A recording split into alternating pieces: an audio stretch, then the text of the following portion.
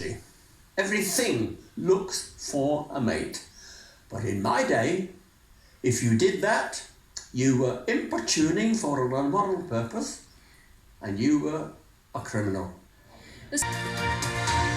Known to many residents in Brighton as the self-styled oldest gay in the village, but underneath that persona, 93-year-old George Montague has been campaigning for a serious cause. Male homosexuality was illegal from 1533, and people faced the death penalty until the 19th century. It was finally decriminalised in private in England in 1967.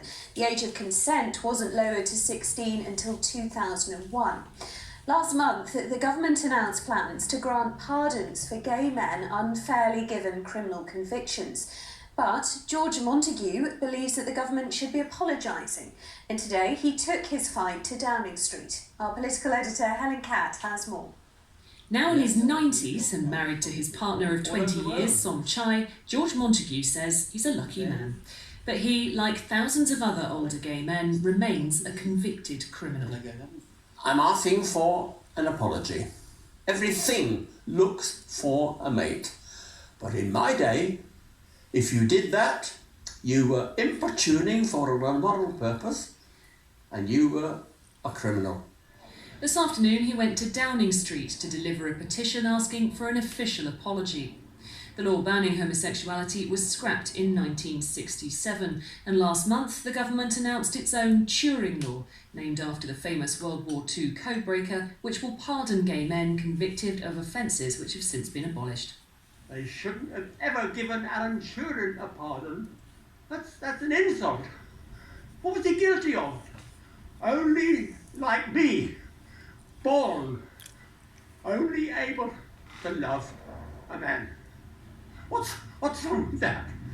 Controversially, those still living will have to apply, and the law change is unlikely to help George himself.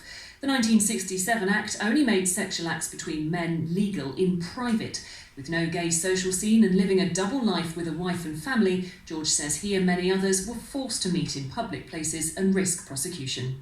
The criminal justice system had plenty of laws to draw on to prosecute certainly gay and bi men who were simply chatting each other up in the street. There are plenty of case law, plainclothes police officers in sting operations hanging out at gay pubs just to arrest people, a gay man who came up to him just to chat him up because he could arrest him for soliciting for immoral purposes. And that was going on to the 1990s. The government says it understands and supports the intentions of the petition, but believes its pardon scheme is the best way of righting historic wrongs for gay men. George, though, is hopeful he'll get his apology for him and many others. Helen Catt, BBC South East Today, Westminster.